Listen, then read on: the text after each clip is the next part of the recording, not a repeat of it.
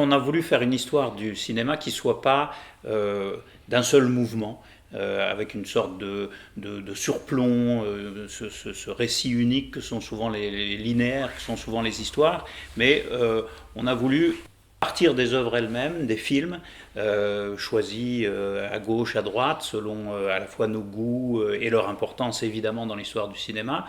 On a voulu faire quelque chose qui soit un peu à saute et à gambade, comme dit Montaigne, et c'est ce qui explique le qualificatif vagabond. On a pris des films parfois canoniques, parfois moins connus, et c'est à partir d'eux qu'on travaille cette histoire. L'idée, c'était de choisir des axes, des thèmes qui puissent être étudiés à la fois de façon parallèle, mais aussi plus ou moins indépendamment.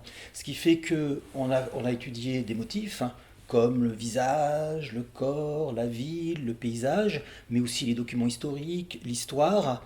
Et c'est l'objet de notre première partie qui s'intitule des hommes et des images.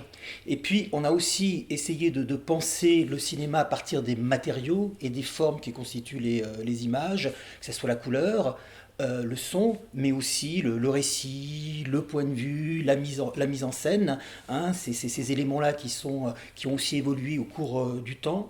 On a aussi essayé de penser le cinéma et son histoire à partir d'éléments qui sont constitutifs de la fabrication des films, hein, comment se fait un film, quelle est la vie d'un film, c'est-à-dire en partant à la fois des auteurs, le tournage, les acteurs, les actrices, mais aussi ce qui constitue la fabrication d'un film, que sont l'animation, les effets spéciaux, le montage. Ça, c'est la troisième Et partie. ça, c'est notre troisième partie, en effet. Et puis, on s'est aussi interrogé sur les effets que produit le spectacle cinématographique sur le spectateur, à la fois le rire, hein, l'histoire du rire au cinéma, les larmes, l'horreur, mais aussi s'interroger sur l'évolution de la conception de la notion de spectateur, et puis bien évidemment aussi, puisque c'est aussi une émotion théorique intellectuelle, les théories qui ont été suscitées par le cinéma, et c'est notre quatrième partie. Donc il y a quatre parties qui proposent chaque fois six axes d'analyse historique. Ce qui est sous-jacent, c'est qu'on a aussi une histoire des conceptions du cinéma. Hein. Comment est-ce qu'on a conçu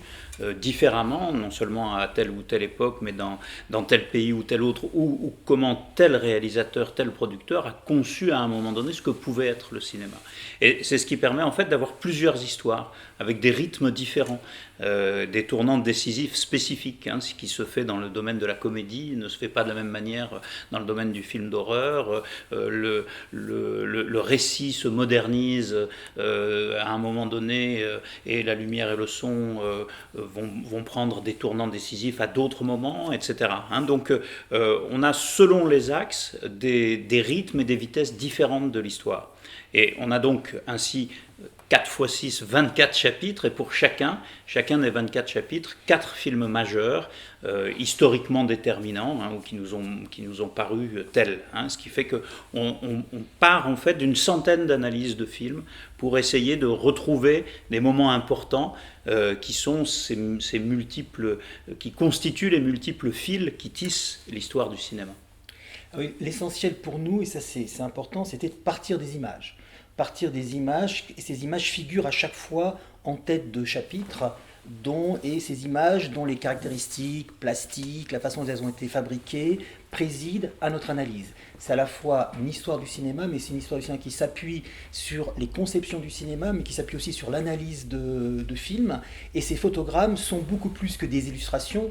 Ils sont le point de départ de notre travail, c'est-à-dire les supports qui, d'une certaine façon, déclenchent, ponctuent et articulent l'évocation historique qui est la nôtre. Par exemple, on part d'une image de Greta Garbo dans la Reine Christine, et à chaque fois, ces images-là nous permettent de repenser l'histoire du cinéma, l'histoire des formes dans son évolution, quoi. Nous avons privilégié les relations entre les formes, le contexte et les significations possibles de telle mise en scène, de tel film, de tel genre, pourquoi pas, pour faire ressortir la puissance du cinéma pendant ces 120 années à peu près, et suggérer à quel point le cinéma est quelque chose qui se renouvelle, aussi bien dans le domaine de l'émotion que dans le domaine des significations possibles.